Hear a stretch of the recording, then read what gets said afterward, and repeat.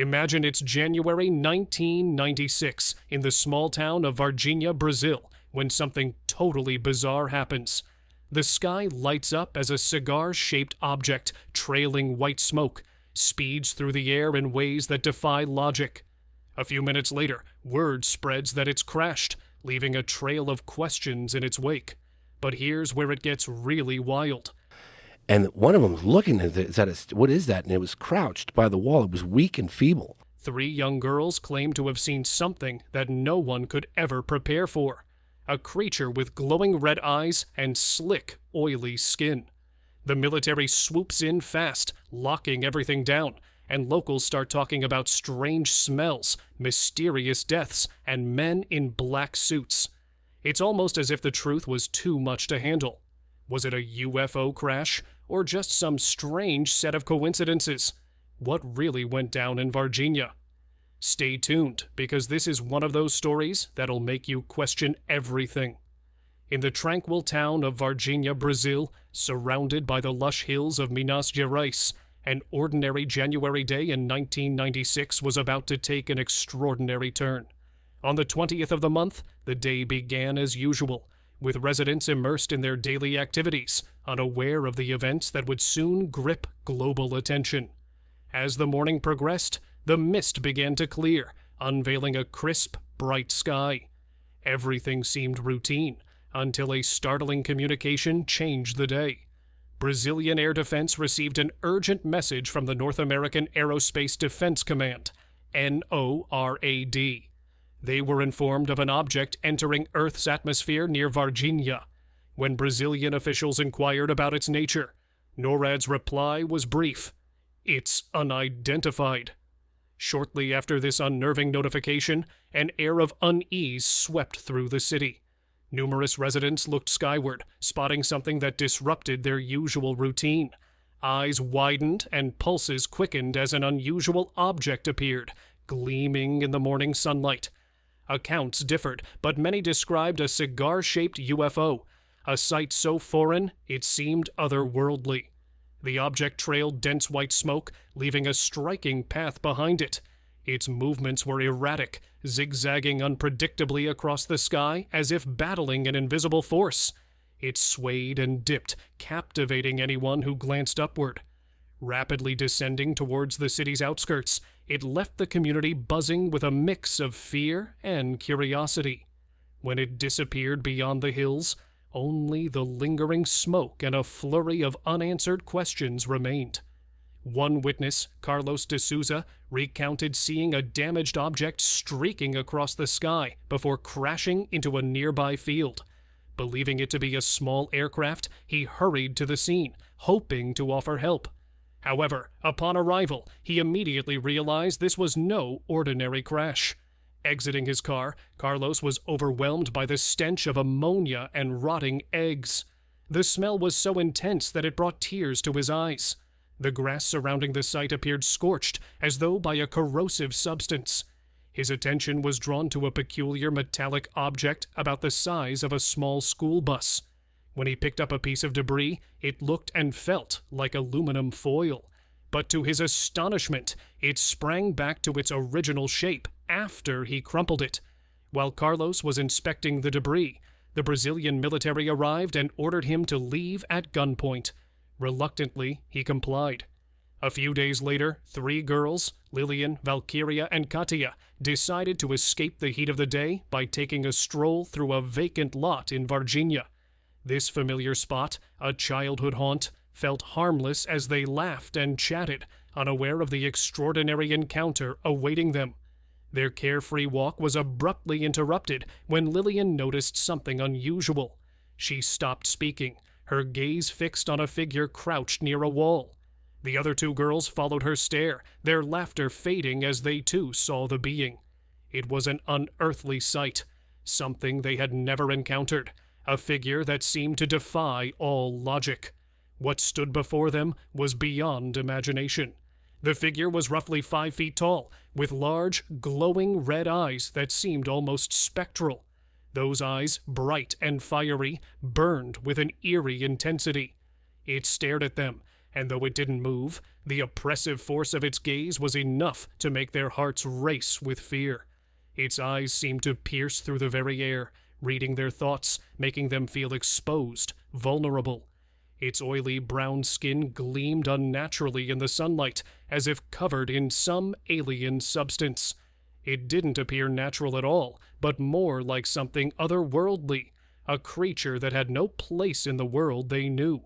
The way its skin shimmered in the light only added to its grotesque allure, enhancing the overall disturbing effect it had on the girls. The most striking feature, however, was the overpowering smell. A vile mix of ammonia and decay filled the air, suffocating in its intensity. It was like the stench of a rotting carcass mixed with something far worse, something unnatural. The scent clung to the air, wrapping around them, making it hard to breathe, as though the very atmosphere had turned toxic. The creature moved sluggishly, its posture conveying pain or weakness. Each motion appeared laborious, as though standing required immense effort. It shifted, but the movement was jerky, unnatural, almost as though it wasn't accustomed to its own body. It remained silent, yet its presence felt deafening, filling the girls with an overwhelming sense of dread that they couldn't shake off. Frozen with fear, the girls watched as the creature turned its piercing red gaze toward them. Time seemed to freeze, the sounds of the city falling away into an unnatural quiet.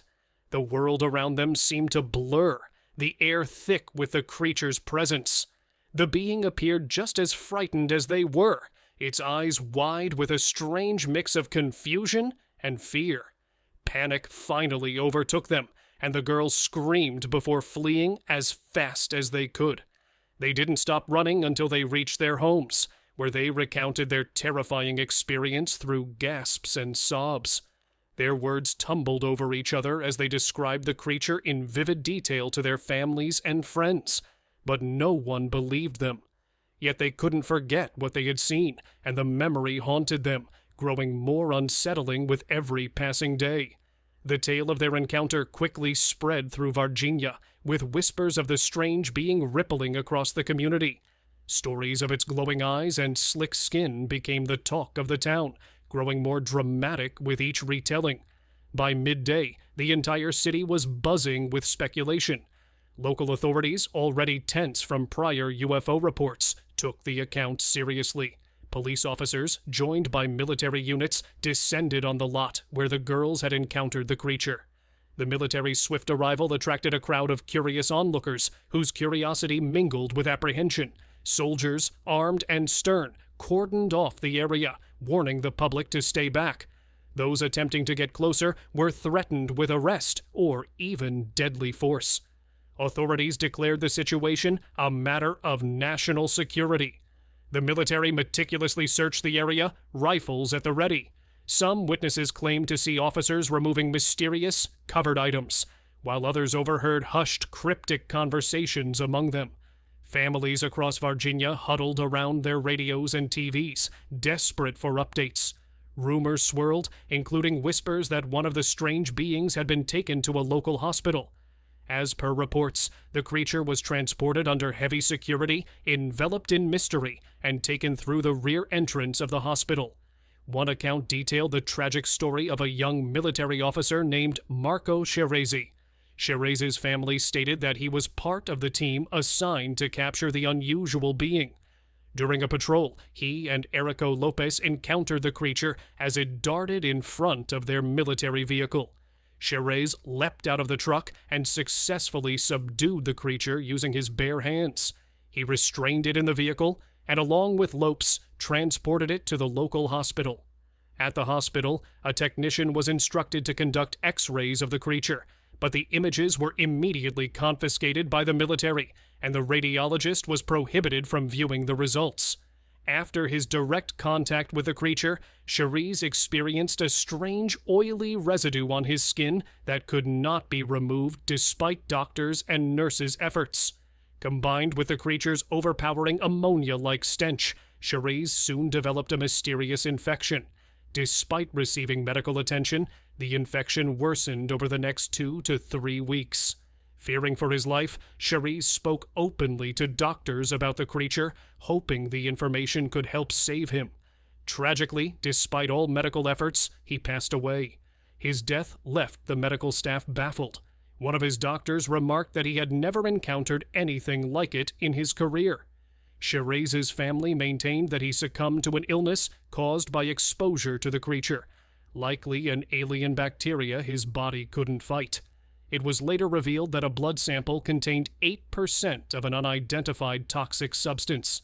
The military ordered an immediate burial of his body to prevent the spread of infection. Credible sources suggest Marco Cerise wasn't the only individual to capture an unusual being that day. On January 20th, 1996, just hours before the encounter involving the girls and about 6 miles away, earlier sightings prompted panicked locals to call the fire department. They reported seeing a strange entity hiding in the shadows of the woods near their home. The fire brigade arrived shortly after. Witnesses claimed the firefighters located the creature and captured it using a net. They said the being wailed like a child as it was taken into custody. The creature was brought to the hospital, where doctors and nurses examined it. However, no one seemed to know what to do. The hospital staff stood around in shock and disbelief, unsure how to handle the situation. Soon, military personnel from the Escola de Sargentos das Armas, ESA, arrived and took the creature into their custody. The hospital wing where the creature was kept was sealed off for 2 to 3 days because the cleaning crew couldn't remove the strong ammonia odor. A few weeks later, one of the firefighters involved in the capture also passed away due to unexplained toxic poisoning. His symptoms were reportedly similar to those of Cherise. 50 medical and hospital staff members were bound by strict non-disclosure agreements. Some were threatened with imprisonment if they disclosed anything about the incident, which was classified as a matter of national security. Reports indicate the Brazilian army, particularly personnel from ESA, managed the creature's transport from Humanitas Hospital. It was taken to the ESA base in Tres Corações, where it was held overnight for additional examinations. This operation was conducted under tight secrecy with a significant military presence. After initial medical evaluations, the bodies were allegedly moved to the SPEC's army base in Campinas for further scientific study and autopsies.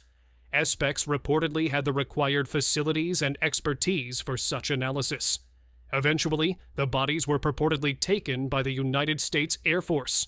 A Brazilian air traffic controller claimed that 2 U.S. Air Force planes landed in Campinas to retrieve the bodies.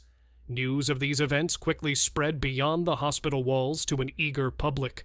The combination of the military's swift, secretive actions and whispered accounts from the hospital created a mix of fear and fascination. Media outlets, already abuzz with earlier developments, seized on the new revelations. Journalists flocked to Varginha, desperate for any detail that could offer clarity. Authorities, however, refused to comment, neither confirming nor denying the reports. The secrecy fueled widespread speculation. The story quickly gained national attention. The media frenzy prompted the Brazilian government to address the situation. Under growing public and press pressure, officials held an emergency meeting to draft a response. On May 8, 1996, General Lima addressed the nation in a press conference at the ESA base. An official investigation led by the Brazilian military concluded in 2010 that the young girls had encountered a homeless, mentally ill man known as Mudinho. The commander of the 24th Police Battalion presented photos of Mudinho, stating, "A citizen known as Mudinho, likely dirty due to heavy rains and crouched near a wall, was mistaken by the 3 frightened girls for a space creature." The spokesperson attributed the events to misunderstandings and misidentifications. They suggested the cigar-shaped object in the sky was either a regular aircraft or a weather balloon distorted by atmospheric conditions and witness imagination. Additionally, they claimed the military trucks and personnel were engaged in routine duties during their sightings. Our findings reveal no evidence of extraterrestrial beings or a crashed UFO, they stated. Despite these explanations, the government's reassurances did little to quell the public's curiosity. Critics highlighted inconsistencies in the official narrative, questioning the military's quick, secretive actions and the hospital staff's testimonies. Why were local witnesses adamant that what they saw was extraordinary? The three girls insisted they had known Mudinho for years and would not have mistaken him for the creature. Questions like these persisted, amplified by the relentless media coverage. Journalists interviewed anyone who claimed to have seen or heard anything related to the event. The unfolding story painted a scenario at odds with the government's narrative. As officials continued to deny involvement or knowledge, public interest and skepticism only grew. Witnesses stood by their accounts, refusing to waver despite doubts and denials. Among them were the three girls, Lillian, Valkyria, and Tia, who remained steadfast in their claims of encountering the strange being. The girls shared their experiences with anyone willing to hear them. However, their candidness did not go unnoticed and was deeply disapproved of by some. A few months after their encounter with the strange being, on the night of April 28, 1996, at 9 p.m., while the girls were asleep, there was a knock at the door. Their mother answered it to find four unfamiliar men dressed entirely in black standing there. One held a briefcase, and another carried a clipboard. One of the men told her, "Inform the girls that they witnessed nothing. The money in this briefcase can only be spent outside Brazil." She replied, "Sir, I cannot do that. My daughters truly saw something. I won't discredit them or lie on their behalf. I refuse to accept your offer. Please leave my house, or I will contact the authorities." The men insisted on the girls' silence, but their mother stood firm in defending them. Eventually, the men departed. The mother was convinced that her daughter's accounts were genuine. Relatives supported the girls' claims, asserting that something extraordinary had truly taken place that day. Carlos de Souza, a witness to the UFO crash in the field, was also approached by men in black. He recounted that one morning, while at a gas station getting coffee, two men in immaculate black suits approached him. "Are you Mr. Carlos de Souza?" one of them inquired. "It would be unfortunate if anything were to happen," he added ominously, implying knowledge of Carlos's private life. Startled by the intrusion, Carlos questioned, "Who are you?" "How do you know that?" The man responded, "Listen, you didn't witness anything. If anyone asks, you know nothing. Otherwise, things could take a strange turn for you. Leave this alone." De Souza remained silent for 25 years before revealing his story to James Fox in the documentary The Moment of Contact. In the film, James Fox claimed to have identified the military driver responsible for transporting the creature, referring to him cryptically as Military X to protect his identity. During an interview with Joe Rogan, Fox explained the findings. He placed it in the back seat and drove it to a clinic. The doctor there reacted in shock, saying, "What is that? Get it out of here. I don't want to know." From there, it was taken to the regional hospital and eventually to Humanitas Hospital. We have testimony from Military X. He transported the entity from Humanitas Hospital to a military base, where it was stored overnight in the truck. From there, it was moved to SPEC's campus, a university where leading scientists and intellectuals are based. Witnesses claimed it was examined there for a day or two. Then the Americans arrived at campus. 2 helicopters transported something from campus to Varginha, Brazil, and then back to campus. Finally, the object was loaded onto a plane and taken to the United States, where the trail goes cold. Military X stated that he was involved in moving the lifeless extraterrestrial body from Humanitas Hospital to the ESA military base. According to him, doctors were gathered around the entity, which lay on a stainless steel table within a box. Only a part of the body was visible, a foot with dark, oily skin and an unusual V-shaped structure. Military X further claimed that the body was transferred to a Brazilian military base in Sinas, where it was later handed over to the U.S. military, who airlifted it to America. He explained that Brazilian officials lacked the capability to handle the situation, leading them to cede control to the Americans. Ultimately, the unwavering testimonies of the three girls solidified the Varginha incident's significance in UFO history. Their bravery in the face of skepticism and ridicule ensured the story remained alive and compelling. For Lillian, Valkyria, and Kadia, the events of January 20th, 1996, marked a turning point in their lives, forever transforming the ordinary city of Varginha into the epicenter of one of the most captivating UFO tales ever told. Today, numerous monuments commemorate the sightings, including statues of a UFO and the mysterious creature. Former skeptics have become believers, including the city's current mayor. What do you think really happened that day? Drop your thoughts in the comments below. If you enjoyed this deep dive into the unknown, don't forget to like this video and subscribe to stay updated with more intriguing stories. Hit the bell icon so you never miss out on our latest content. Thanks for watching, and stay curious.